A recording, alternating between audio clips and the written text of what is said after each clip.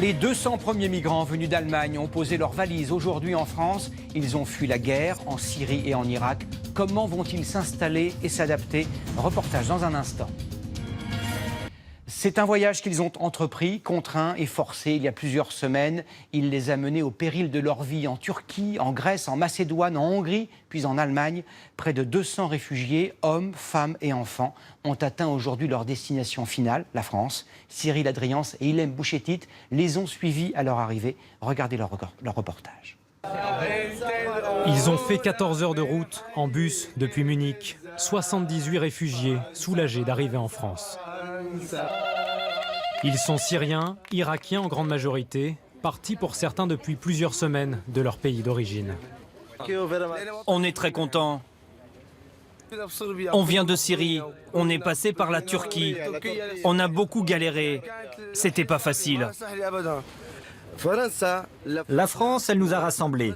Elle nous a accueillis sans faire aucune différence, sans dire toi tu es kurde, toi tu es arabe, toi tu es chrétien ou tu es musulman. Accueillis dans ce monastère par des associations, ces réfugiés étaient dans leur pays étudiants, ingénieurs. Ils espèrent faire venir leur famille avec eux une fois leur situation stabilisée. Et pour ces Syriens, l'espoir de trouver un emploi. On a choisi la France car en Allemagne, les procédures pour obtenir les papiers sont trop longues. Même attente dans cet autre centre d'hébergement d'Île-de-France, où les réfugiés seront accompagnés dans leurs démarches administratives et médicalement si besoin.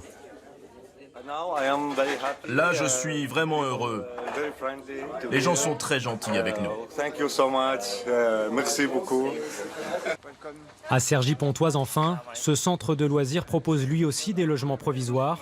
L'idée, héberger les réfugiés 1 à 2 mois, le temps de formaliser leur demande d'asile, avant de s'installer durablement dans l'une des communes prêtes à les accueillir. La France s'attend à recevoir cette année plus de 60 000 demandes d'asile.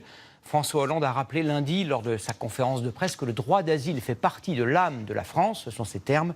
Concrètement, à qui est accordé l'asile en France, selon quelle procédure et après quel délai? Esther Lefebvre et Pierre Christina répondent à ces questions. C'est notre minute pour comprendre. Mettons-nous dans les pas d'Ali, un Syrien qui traverse la frontière italienne et arrive à Paris.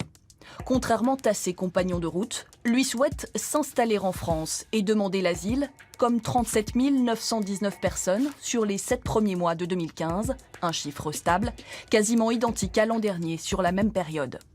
Première étape pour Ali, la préfecture, pour obtenir une autorisation provisoire de séjour, puis l'OFPRA, l'agence qui accorde ou non le statut de réfugié avant d'éventuels recours. Tout cela lui prendra environ 2 ans. Pendant ce temps, Ali a droit à un hébergement, à une allocation de 11,45 € par jour et à l'aide médicale d'État. S'il a des enfants, ils iront à l'école, c'est obligatoire. Et bientôt, il pourra travailler au bout de 9 mois à compter du dépôt de sa demande. Pour son dossier, le pays d'origine est souvent déterminant. Les plus nombreux viennent du Kosovo, suivi par le Soudan, la République démocratique du Congo, la Chine, puis la Syrie.